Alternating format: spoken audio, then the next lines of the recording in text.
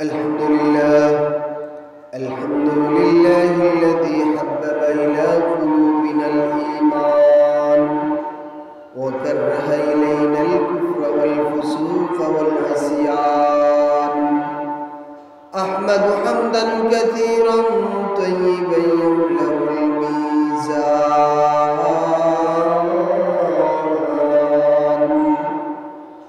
ونشهد أن لا إله إلا الله وحده لا شريك له، ونشهد أن سيدنا ومولانا محمدا عبده ورسوله.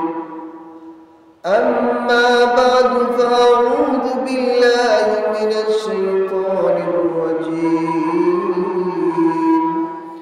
بسم الله الرحمن الرحيم. يا أيها الذين آمنوا اتقوا الله وكونوا مع الصادقين.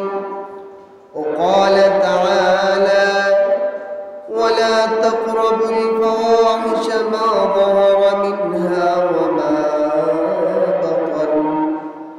وقال النبي صلى الله عليه وسلم: أنهاكم عن الدبع والحنتم والنقير والمزفة، أو كما قال عليه الصلاة والسلام.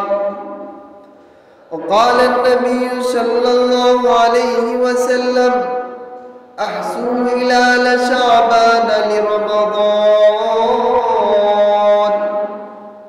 صدق الله مولانا العظيم، وصدق رسوله النبي الكريم، ونحن على ذلك من الشاهدين والشاكرين والذاكرين، والحمد لله رب العالمين. اللهم صل على محمد وعلى آل محمد كما صليت على إبراهيم وعلى آل إبراهيم إنك حميد مجيد. اللهم بارك على محمد وعلى آل محمد كما باركت على إبراهيم وعلى آل إبراهيم إنك حميد مجيد. بعد توحید خداوند درود مصطفیٰ، نعت آل پاک پیغمبر رسول مجتبی، بلغ العلا بکمالہ کشف الدجى بجمالہ،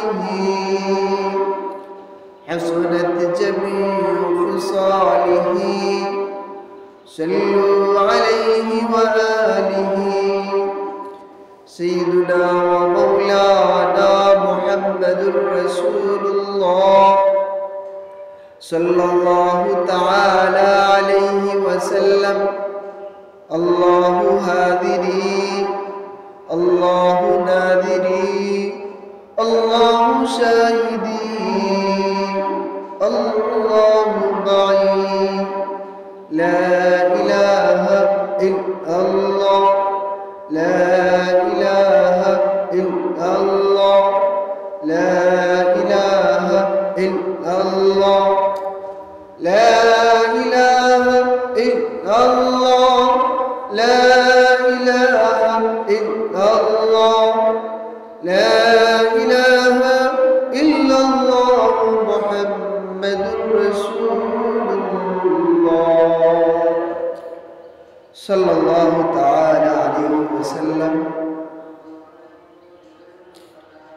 الحمدلله আল্লাহ পাক রব্বুল আলামিনের অশেষ মেহেরবান অপরন্ত অনন্ত রহমত এবং বরকত যে আল্লাহ পাক রব্বুল আলামিন আমাদেরকে সৃষ্টি করেছেন আল্লাহ তাআলার দাসত্ব করার জন্য, গোলামি করার জন্য। পবিত্র জুমাবার দিন, শাবান মাস এর মধ্যে জুমা, আল্লাহ পাক রব্বুল আলামিন আমাদেরকে আসার জন্য, আল্লাহর ঘর মসজিদে আসার জন্য তৌফিক দান করেছেন। এই জন্য মালিকের দরবারে শুকরিয়া জ্ঞাপন করি, আলহামদুলিল্লাহ।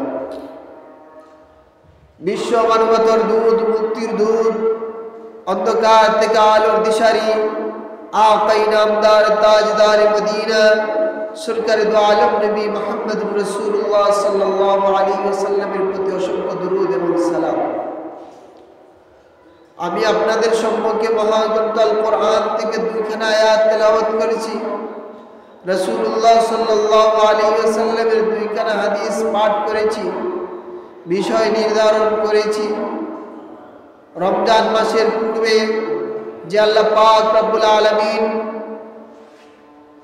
রমজান সামনে চলে আসছে, এর প্রস্তুতি নেওয়ার জন্য আল্লাহর নবী সাল্লাল্লাহু আলাইহি ওয়াসাল্লাম সাহাবায়ে কেরামদেরকে যেইগুলা বলতেন এইগুলা বলার চেষ্টা করব। আল্লাহ তাআলা যে তৌফিক দান করেন, ওয়া তৌফিক ইল্লা বিল্লাহ।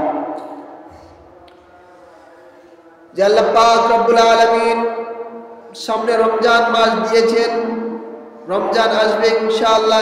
এক রমজান সম্পর্কে আলোচনা করা হবে। এর আগ মুহূর্তে আমি রমজানের যে প্রস্তুতি নিতে হবে, এই বিষয়ে আমি নেককার কেমন করে হতে পারবো, এই বিষয়ে আমি জানব। আল্লাহর নবী সাল্লাল্লাহু আলাইহি ওয়াসাল্লাম সাহাবায়ে কেরামদেরকে যখন রমজান মাস সামনে চলে আসে, এর আগ মুহূর্তে সাহাবায়ে কেরামদেরকে একত্রিত করে আল্লাহর নবী ভাষণ দিতেন, বয়ান করতেন। এক হাদিসের মধ্যে এসেছে, হযরত আয়েশা রাদিয়াল্লাহু তাআলা আনহা তিনি বলেন, আল্লাহর নবী সাল্লাল্লাহু আলাইহি ওয়াসাল্লাম রমজান মাস ছাড়া যে আর 11 মাস রয়েছে, এর মধ্যে শাবান মাসের মধ্যে আল্লাহর নবী সাল্লাল্লাহু আলাইহি ওয়াসাল্লাম বেশি রোজা রাখতেন, নফল রোজা রাখতেন। সাহাবায়ে কেরামগণ বলেন যে একাধারে আল্লাহর নবী রোজা রাখতেন শাবান মাসে, বোঝা যাইত যে এই মাসে আল্লাহর নবী কোনো রোজা ছাড়বেন না। আল্লাহর নবীর একজন সাহাবী আবার খাদেমও ছিলেন, উসামা রাদিয়াল্লাহু তাআলা। তিনি বলেন, আল্লাহর নবী সাল্লাল্লাহু আলাইহি ওয়াসাল্লামকে শাবান মাসের মধ্যে রোজা রাখতে দেখি, তখন উসামা ছোট বালক ছিল। আল্লাহর নবী সাল্লাল্লাহু আলাইহি ওয়াসাল্লামকে বলতেছে, ওগো আল্লাহর নবী, আপনি তো শাবান মাসের মাঝে যেভাবে রোজা রাখতেছেন সারাটা মাস। তখন আল্লাহর নবী সাল্লাল্লাহু আলাইহি ওয়াসাল্লাম ফরমান, হাদিসের মধ্যে এসেছে যে রমজান এবং রজব এবং রমজান এর মধ্যবর্তী মাসটা হলো শাবান মাস। এই শাবান মাসের অনেক ফজিলত, অনেক রহমত এবং বরকত রয়েছে। অনেকে এইগুলার খেয়াল রাখে না, এই জন্য তারা এই সমস্ত আমল করে না। এই জন্য আল্লাহর নবী সাল্লাল্লাহু আলাইহি ওয়াসাল্লাম বলেন যে আমি রমজানের আগ মুহূর্তে যে রোজা রাখি, আল্লাহর নবী সাল্লাল্লাহু আলাইহি ওয়াসাল্লাম ফরমান যে এটা অনেক ফজিলতের। যাই হোক, এই শাবান মাস যাকে শিয়াগুন থেকে এসেছে, শাখা পোশাখা কল্যাণ বিভিন্ন অর্থে আসে। এই মাসের অনেক রহমত বরকত রয়েছে। আল্লাহর নবী সাল্লাল্লাহু আলাইহি ওয়াসাল্লাম একখানা হাদিসের মধ্যে ফরমান, قال رسول الله صلى الله عليه وسلم احسوا هلال شعبان لرمضان। আল্লাহর নবী সাল্লাল্লাহু আলাইহি ওয়াসাল্লাম ফরমান, যখন শাবান মাস আসতো, আল্লাহর নবী সাল্লাল্লাহু আলাইহি ওয়াসাল্লাম শাবান মাসের চাঁদকে গণনা করতেন, চাঁদের খেয়াল রাখতেন। আজ কয় তারিখ যায়, আগামী দিন কয় তারিখ যাবে, এইভাবে আল্লাহর নবী সাল্লাল্লাহু আলাইহি ওয়াসাল্লাম রমজানের আগ মুহূর্তে শাবানের চাঁদকে গণনা করতেন, কোন দিন রমজানের চাঁদ উদিত হবে। যেমন আজকে হলো শাবান মাসের 21 তারিখ, আবার ইংরেজিও 21। এই চাঁদের রাতকে, এই চাঁদের হিসাবকে আল্লাহর নবী সাল্লাল্লাহু আলাইহি ওয়াসাল্লাম হাদিসের মধ্যে পাওয়া যায় যে আহসু হিলাল শাবান আলি রমাদান। আল্লাহর নবী সাল্লাল্লাহু আলাইহি ওয়াসাল্লাম শাবান মাসের চাঁদকে গণনা করতেন কোন দিন কয় তারিখ যায়, রমজান কবে আসবে। তাহলে এর থেকে প্রমাণ হয় যে আল্লাহর নবী সাল্লাল্লাহু আলাইহি ওয়াসাল্লাম রমজানের জন্য মানসিক প্রস্তুত আল্লাহর নবী সাল্লাল্লাহু আলাইহি ওয়াসাল্লাম গ্রহণ করতেন। এই জন্য আপনি আমারও এই রমজান মাস সামনে আসতেছে, এই জন্য আমিও প্রস্তুতি গ্রহণ করতে হবে। আমি আপনাদের সম্মুখে মহাগ্রন্থ আল কোরআন থেকে তেলাওয়াত করেছি, এই বিষয়ে যাব। এর আগ মুহূর্তে আমি বলি, আজ আলোচনা করব, এর মধ্যে একটা হলো পাপের স্থান, আরেকটা হলো পাপের সমাজ, আরেকটা হলো পাপ থেকে মুক্ত, আরেকটা হলো পাপের যে সমস্ত বাদ্যযন্ত্র রয়েছে। এই তিনটি জিনিস থেকে আমি বাঁচতে হবে, এই বিষয়ে আজ আমি আলোচনা করব। আল্লাহর নবী সাল্লাল্লাহু আলাইহি ওয়াসাল্লাম, আল্লাহ তাআলা পবিত্র কোরআনের মধ্যে বলেছেন, আল্লাহর নবী সাহাবায়ে কেরামদেরকে বলেছেন, ইয়া আইয়ুহাল্লাযীনা আমানুত্তাকুল্লাহা ওয়া কুনু মা'আস সাদিকিন। হে ইমানদারেরা, তোমরা আল্লাহ তাআলাকে ভয় করো, আর যারা নেককার সত্যবাদী তাদের সাথে তোমরা কুনু মা'আস সাদিকিন, সত্যবাদী আমলে সালেহ পরহেজগার তাদের সাথে তোমরা চলাফেরা করো, উল্টা বসা করো। এই সম্পর্কে আল্লাহর নবী সাল্লাল্লাহু আলাইহি ওয়াসাল্লাম সাহাবায়ে কেরামদেরকে বলেছেন। এরপরে আল্লাহর নবী সাল্লাল্লাহু আলাইহি ওয়াসাল্লাম একটা হাদিস শরীফের মধ্যে এসেছে, আল্লাহর নবী সাল্লাল্লাহু আলাইহি ওয়াসাল্লাম এই বিষয়ে কামার লোহা বিক্রেতা এবং আতর বিক্রেতা এই দুইজনের সাথে তুলনা দিয়ে আল্লাহর নবী হাদিস বর্ণনা করেছেন। আল্লাহর নবী সাল্লাল্লাহু আলাইহি ওয়াসাল্লামের হাদিসের মধ্যে পাওয়া যায় যে আল্লাহর নবী সাল্লাল্লাহু আলাইহি ওয়াসাল্লাম বলেন যে আতর বিক্রেতা এবং লৌহবর্ম কামার এই দুইজনের উপমা দিয়ে আল্লাহর নবী বলেন, যেই ব্যক্তি আতর বিক্রেতা আতর বিক্রি করে, ওই আতর বিক্রেতার দোকানের সম্মুখে দিয়ে তুমি যদি যাওয়ার পরে ওই আতরের দোকান থেকে যদি তুমি আতর খরিদ করো, ক্রয় করো, তখন তুমি এই আতরটা তোমার শরীরের মধ্যে মাখো, ব্যবহার করো, তখন তোমার শরীরের মধ্যে অনেক ঘ্রাণ, অনেক সুগন্ধি পাওয়া যায়। যদি তুমি আতর নাও কিনো, আতরের দোকান দিয়ে যাও, আতরের দোকানের পাশ দিয়ে যাও, তখন তুমি আতরের একটা সুঘ্রাণ পাবে, আতরের ঘ্রাণ পাবে। আল্লাহর নবী বলেন যে এই যে তুমি আতর কিনছো, আতর খরিদ করছো, এটা শরীরে মাখলে পরে ঘ্রাণ করে, অথবা তুমি কিনো নাই কিন্তু আতরের দোকানের পাশ দিয়ে তুমি গিয়েছো, আতরের ঘ্রাণ নাকে আসার কারণে তোমার নাকের মধ্যে সুঘ্রাণ হয়েছে। আল্লাহর নবী বলেন, তুমি যদি আমলে সালেহ নেক কর্ম করলে ওয়ালা লোকের সাথে যদি তুমি উঠা বসা করো, চলাফেরা করো, এমন হবে। এরপরে আল্লাহর নবী বলেন, কামারের সাথে তুলনা দিয়েছেন।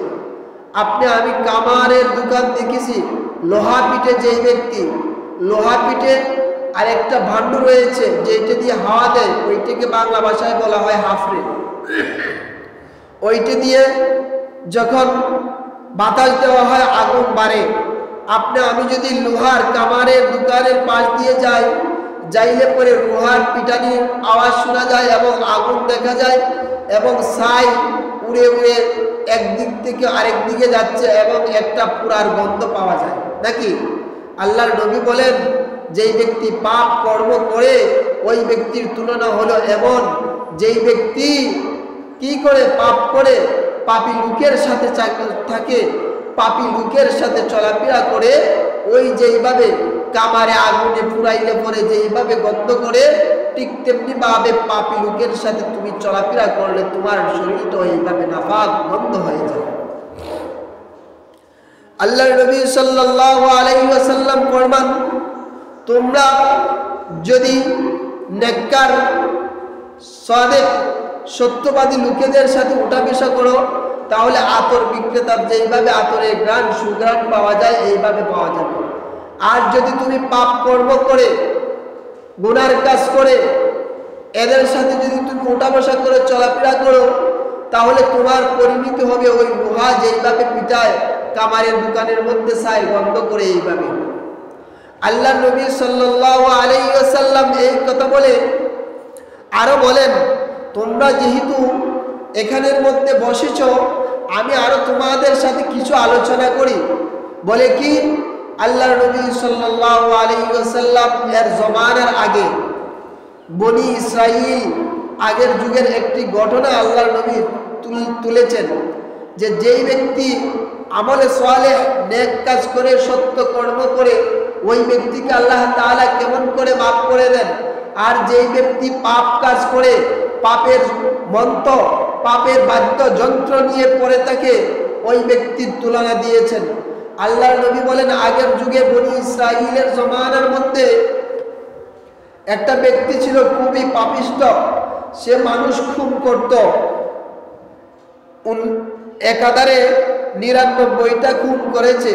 খুন করার পরে তার মনের মধ্যে অনুশোচনা জেগেছে, মনটা অনুতপ্ত হয়েছে, আমি তো পাপ কাজ করতেছি, আমি দেখি বালা হওয়ার জন্য কোনো দিক দিয়ে পথ পাই কিনা।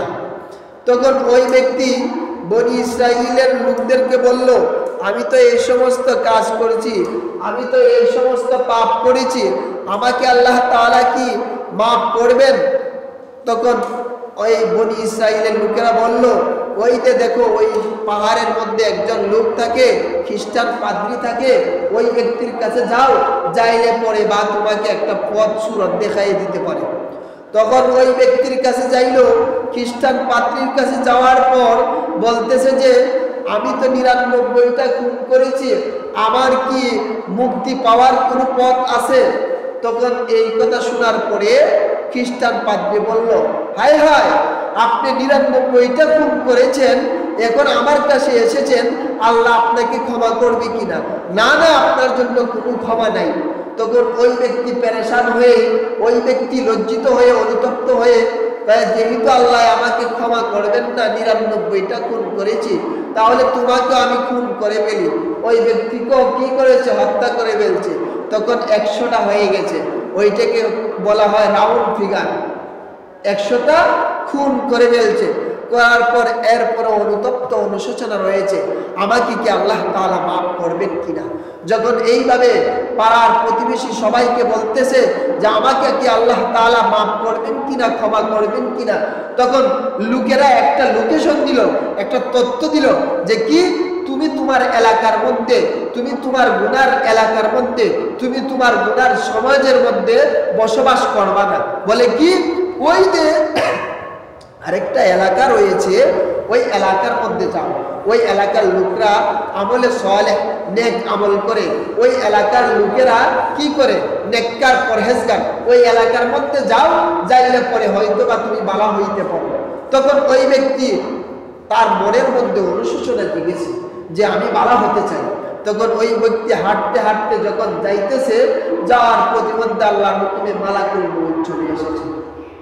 মালাকুল মউত যে দেখেছে সে আর ফিরে আসতে পারে নাই। ওই ব্যক্তি কি করেছে? মৃত্যু হয়ে গেছে। মালাকুল মউত ফেরেশতা চেহারা যে দেখেছে তার অবস্থা খুবই পরিণতি, তার জীবন শেষ হয়ে গেছে।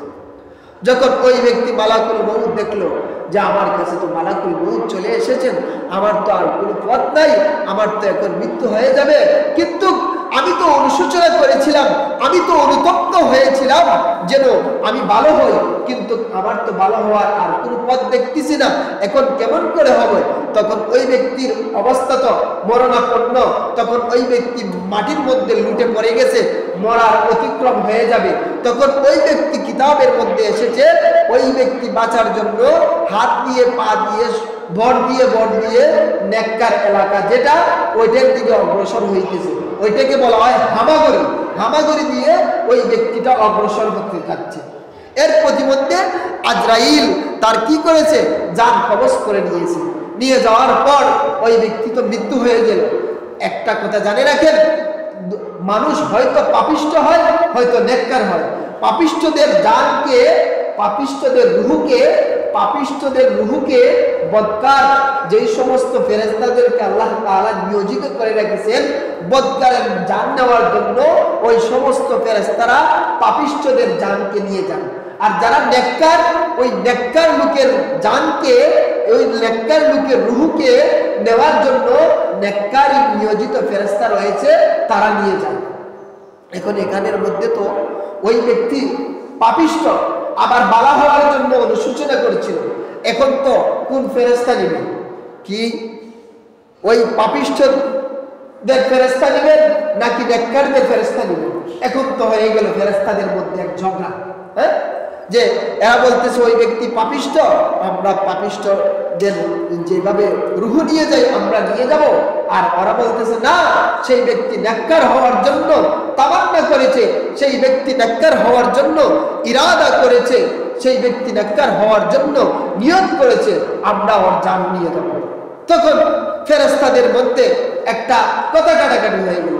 তখন আল্লাহ তাআলার পক্ষ থেকে ঘোষণা আসলো যে তোমরা এইগুলা করে লাভ নাই। তোমরা করো কি, এই পাপিষ্ট এলাকা রয়েছে, এই নেককার এলাকা রয়েছে, এই দুইটা এলাকার মধ্যখানে তো ওই ব্যক্তি মারা গিয়েছে। এখন তোমরা হাত দিয়ে মাপে মাপে দেখো যে এলাকাটার মধ্যে, যে এলাকাটা কাছে, ওই এলাকার মধ্যে তাকে ধর্তব্য করা হবে, তাকে গণ্য করা হবে। সুবহানাল্লাহ। ওই ব্যক্তির এই সমস্ত কি করা হইল, মাপা হইল। পাপিষ্ট এলাকা মাপা হইল, নেককার এলাকা মাপা হইল। ওই ব্যক্তির লাশ তো মধ্যখানে পড়ে রয়েছে। মাপতে মাপতে দেখা যায় ওই ব্যক্তিদের মরণাপন্ন অবস্থা হয়েছিল। আর যাইলে জান কবজ করে নিয়ে যাইবেন, হাত দিয়ে পা দিয়ে হামাগুড়ি দিয়ে যেটুকু দিয়েছিল ততটুকু নেককার এলাকার দিক দিয়ে বেশি নিয়েছে। সুবহানাল্লাহ। তখন নেককার ফেরেশতারা বলতেছেন, এই দেখো সেই ব্যক্তি অনুশোচনা করেছে, নেককার এলাকার মধ্যে এসেছে, ওই ব্যক্তির রূহ আমরা নিয়ে যাব। নেককার লোকেরা, নেককার ফেরেশতারা নিয়ে যাবে। তখন নেককার ফেরেশতারা নিয়ে গেল। আল্লাহ তাআলা এই ঘটনার থেকে আপনি আমি কি শিক্ষা পাইলাম? আল্লাহ তাআলা 100 খুনের আসামিকেও, 100 খুনের পাপিষ্টিকেও আল্লাহ তাআলা মাফ করে দেন। তাহলে এই মাফ পাওয়ার জন্য কি করতে হবে? আপনি আমি নিয়ত করতে হবে কি, আপনি আমি ভালো হওয়ার জন্য অনুশোচনা করতে হবে, অনুতপ্ত হতে হবে। 1। 2 নম্বর কি? 2 নম্বর হলো যেই এলাকার মধ্যে পাপ হয় এই এলাকাটা ছাড়তে হবে। 3 নম্বর হলো কি, যেই ব্যক্তি পাপিষ্ট ওই ব্যক্তির সংসর্গ, যে এই ব্যক্তির সঙ্গ, এই ব্যক্তির সঙ্গ ছাড়তে হবে পাপিষ্ট। আর আরেকটা হলো কি, যেই সমস্ত জিনিস গুনার মন্ত্রতন্ত্র, যেই সমস্ত জিনিস দিয়ে গুনার কাজ করা হয় ওই সমস্ত জিনিস ছাড়তে হবে। তারপরে আপনি আমি যদি অনুশোচনা করে নিয়ত করে যাই তাহলে আল্লাহ তাআলা আপনি আমাকে ক্ষমা করবেন। সামনে যেহেতু রমজান মাস আসতেছে, এই জন্য আজম বিল জজম আপনি আমার নিয়তকে পাকাপোক্ত করে নিয়ে যেন আল্লাহ তাআলা আপনি আমাকে কি করে দেন, মাফ করে দেন। এবং সামনে রমজান মাস আসতেছে, রমজানের প্রস্তুতি যেন আপনি আমি গ্রহণ করতে পারি। আল্লাহর দরবারে চাইতে পারি যে আল্লাহ আমি পাপিষ্ট, আমি গুনাহ করেছি, আল্লাহ তুমি আমাকে ক্ষমা করে দাও। আল্লাহ ক্ষমা করে দিবেন। এই জন্য আল্লাহ পাক রব্বুল আলামিন সূরা আনআম আয়াত নম্বর 151 নম্বর আয়াত আল্লাহ বলেন, ওয়ালা তাকরাবুল ফাওয়াহিশা ওয়ালা তাকরাবুল ফাওয়াহিশা মা যাহারা মিনহা ওয়া মা বাতান। আল্লাহ কত সুন্দর ভাষায় বলতেছেন, তুমি জাহিরি বাতিনি যেই সমস্ত পাপ করো এইগুলা সম্পর্কে আমি আল্লাহ অবগত। ওয়ালা তাকরাবুল ফাওয়াহিশা মা যাহারা মিনহা ওয়া মা বাতান। অতএব তুমি জাহিরি বাতিনি যেই সমস্ত গুনাহ আছে এইগুলা কইরো না, এইগুলার দ্বারে কাছেও যাইবে না। গুনাহ তো করবা না, এই সমস্ত গুনার দ্বারে কাছেও যাইবা না। তাহলে বোঝা যায় গুনাহ যে করি, গুনাহ করার জন্য কিছু মন্ত্র রয়েছে, কিছু তন্ত্র রয়েছে, কিছু পথ রয়েছে। ওইগুলা যদি আপনি আমি সারি তাহলে আপনি আমি গুনাহ থেকে বাঁচতে পারবো, আর নয় বাঁচতে পারবো না। আল্লাহ আরেক আয়াতের মধ্যে ফরমান, সূরা ফুরকানের এক আয়াতের মধ্যে আল্লাহ বলেন, ওয়ালা তাকরাবুজ জিনা ইন্নাহু কানা ফাহিশাতাও ওয়া মাকতা। আল্লাহ তাআলা বলেন ওয়ালা তাকরাবুজ জিনা, তোমরা তো জিনা করবা না, জিনার ধারে কাছেও যাইবা না। তাহলে বোঝা যায় জিনা করবা না, জিনার ধারে কাছেও যাইবা না। জিনার ধারে কাছে যাইতে হলে কিছু পথ অবলম্বন করতে হয়, জিনার পথ নিতে হয়। জিনা করতে হলে জিনার মন্ত্র দিকে যাইতে হয় যে কিভাবে পাপ করব, একটা মেয়ের সাথে কিভাবে জিনা করব, কিভাবে কথা বলবো, তার কাছে কিভাবে যাব, পথ খুঁজতে হয় নাকি? এই জন্য আল্লাহ বলেন ওয়ালা তাকরাবুজ জিনা, তোমরা তো জিনা করবা না, জিনার ধারে কাছেও যাইও না। এই জন্য আল্লাহ বলেন ওয়ালা তাকরাবুল ফাওয়াহিশা মা যাহারা মিনহা ওয়া মা বাতান, তোমরা জাহিরি বাতিনি যেই সমস্ত পাপ রয়েছে এইগুলা তো করবা না, এর ধারে কাছেও যায় না। এর কি ধারে কাছেও তোমরা যায় না। এখন আপনাদেরকে আরেকটা ঘটনা মুসলিম শরীফের হাদিসের মধ্যে এসেছে, হাদিস খানা বলে এরপরে ঘটনাটা বলবো। যে আল্লাহর নবী সাল্লাল্লাহু আলাইহি ওয়াসাল্লাম মদকে হারাম করে দিয়েছেন। কি করে দিয়েছেন? মদকে চিরতরে হারাম করে দিয়েছেন। শরাব, মদ, যেই জিনিস খাইলে পরে নেশা হয়, এই জিনিসকে আল্লাহ তাআলা চিরতরে মাফ করে দিয়েছেন তিনটা আয়াতের মাধ্যমে। এখন বলতে পারেন প্রথম কিছু আংশিক মাফ করেছেন, পরে আরেক দাবি মাফ করেছেন, পরে চিরতরে আল্লাহ তাআলা মাফ করে দিয়েছেন মদকে। এই মদ খাওয়া হারাম। এই মদ খেয়ে যেই ব্যক্তি আল্লাহকে ডাকতে চায় জীবনে আল্লাহ কবুল করবেন না। এই জন্য মদ ছাড়তে হবে। যেই সমস্ত নেশা দ্রব্য রয়েছে, যেই সমস্ত গাঁজা, ইয়াবা, ফেন্সিডিল, যেই সমস্ত এই নেশা জাতীয় জিনিস রয়েছে, এই সমস্ত জিনিসকে কি করতে হবে? ছাড়তে হবে। আমাদের দেশে ইয়াবা, ফেন্সিডিল এই সমস্ত জিনিস খায়। এই জিনিস তো মানুষে খায় না, এই জিনিস বানানো হয় বার্মার মধ্যে, মায়ানমার যে রাষ্ট্রকে বলা হয়। এগুলা বানায় মানুষে খাওয়ার লাগে না, এইগুলা বানায় গরু ছাগলে খাইবার লাগে। ওদের ওই গুড়া আছে না, গুড়াকে ইয়াবা ট্যাবলেট খাওয়ায় যেন হৃষ্টপুষ্ট হয়। আর আমাদের দেশে এইসব মানুষে খায়। ওরা আমাদের দেশের মানুষ ওদের গুড়ার সমতুল্য হয়ে গেল। এই জন্য হারাম জিনিসকে বর্জন করতে হবে, হালালকে আঁকড়ে ধরতে হবে। আপনাদেরকে আমি আরেকটা কথা বলতে চাই যে আল্লাহর নবী সাল্লাল্লাহু আলাইহি ওয়াসাল্লামের জমানায় যখন মদকে চিরতরে হারাম হয়ে গেল, মদ চিরতরে হারাম হওয়ার পর আল্লাহর নবী সাল্লাল্লাহু আলাইহি ওয়াসাল্লামের দরবারে একটা গোত্র আসলো। এই গোত্রটার নাম হলো আব্দুল কায়েস গোত্রের লোক প্রতিনিধি একটা দল আল্লাহর নবী সাল্লাল্লাহু আলাইহি ওয়াসাল্লামের কাছে আসলো। কখন আসলো? মদ যখন হারাম হয়েছে এরপর। আল্লাহর নবী সাল্লাল্লাহু আলাইহি ওয়াসাল্লাম ফরমান, তোমরা তো মদ খাও না, তোমাদের উপরে মদ চিরতরে হারাম করে দেওয়া হয়েছে, মদ তো হারাম করা হয়েছে। আমি আল্লাহর নবী বলতেছেন, আমি বলতেছি তোমরা তো মদ খাওয়া আল্লাহ হারাম ঘোষণা করেছেন। যেই সমস্ত আব্দুল কায়েস গোত্রের লোকদেরকে আল্লাহর নবী বলতেছেন, আমি বলতেছি তোমরা তো মদ খাওয়া আল্লাহ চিরতরে হারাম করে দিয়েছেন। মদ যেই সমস্ত পাত্র দিয়ে, যেই সমস্ত ডেক হান্ডি পাতিল দিয়ে বানাইতা, ওইগুলাকে আমি আল্লাহর নবী বলেন আমি এইগুলাকে নিষেধ করে দিয়েছি, এইগুলা আর ব্যবহার করবা না। আল্লাহর নবী সাল্লাল্লাহু আলাইহি ওয়াসাল্লাম এইগুলা কেন বললেন? আল্লাহর নবী মুসলিম শরীফের হাদিসের মধ্যে ফরমান, قال رسول الله صلى الله عليه وسلم أنهاكم عن الدبي والأنتم والنقير والمزفى رواه المسلم।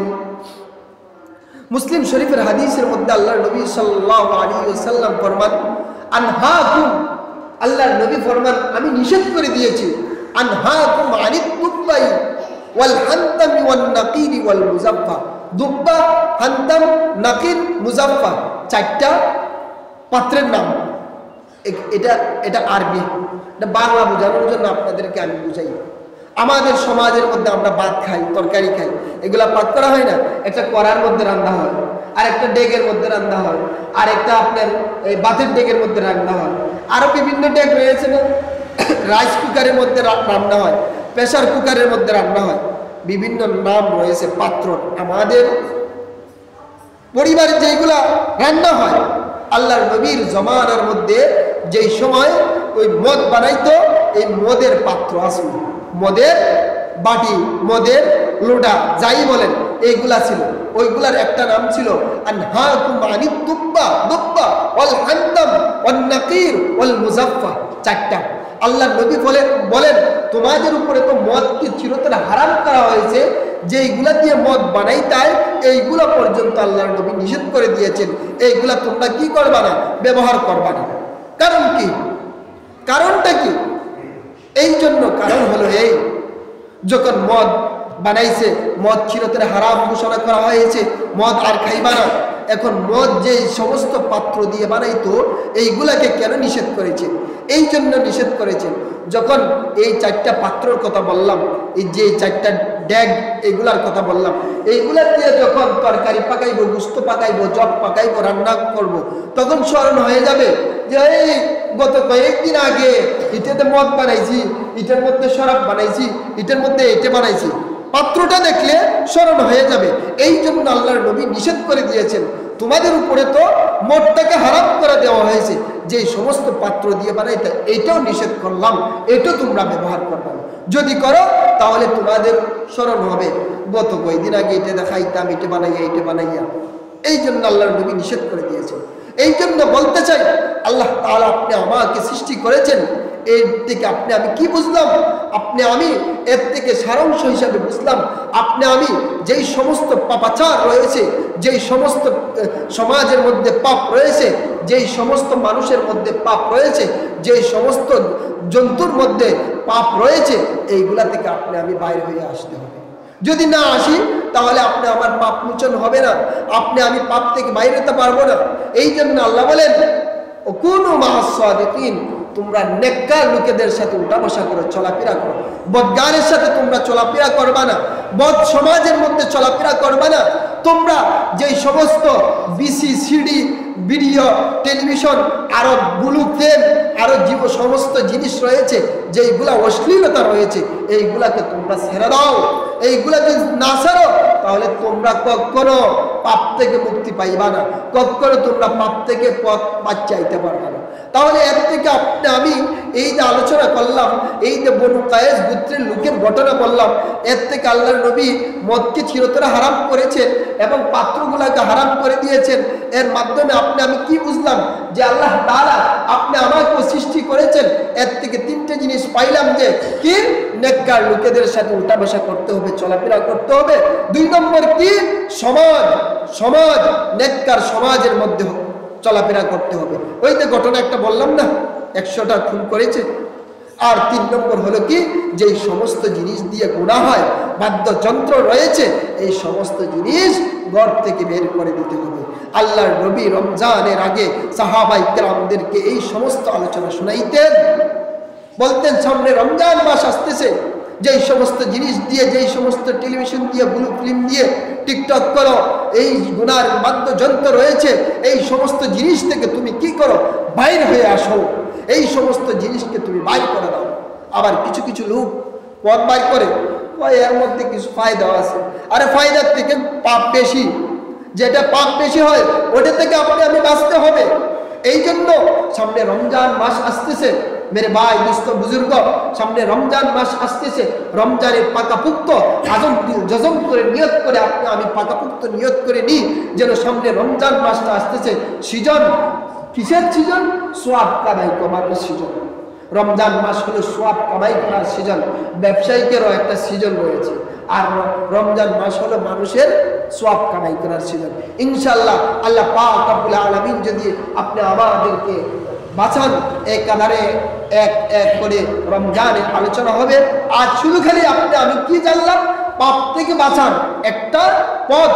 পাপ থেকে বাঁচতে হলে কয়টা জিনিস পরিত্যাগ করতে হয়? 3টে জিনিস। একটা হলো পাপী সমাজ, আরেকটা হলো পাপী যেই সমস্ত বাদ্যযন্ত্র, আরেকটা হলো পাপিষ্ঠ লোক। এই 3টে থেকে যদি আপনি আমি বাঁচতে পারি তাহলে আপনি আমার মুক্তির পথ হয়ে আসবে। আল্লাহ পাক রব্বুল আলামিন যেই বিষয়ে আলোচনা করেছি উক্ত বিষয়ের উপরে আপনি আমাকে আমল করার তৌফিক দান করুন। আল্লাহুম্মা ওয়াফিকনা লিমা তুহিব্বু ওয়া তারদা মিনাল কওলি ওয়াল আমালি ওয়াল ফি'লি ওয়ান নিয়্যাতি ওয়াল হাদ ইন্নাকা আলা কুল্লি শাইইন কাদির ওয়া আখিরু দাওয়ানা আলহামদুলিল্লাহি রাব্বিল আলামিন।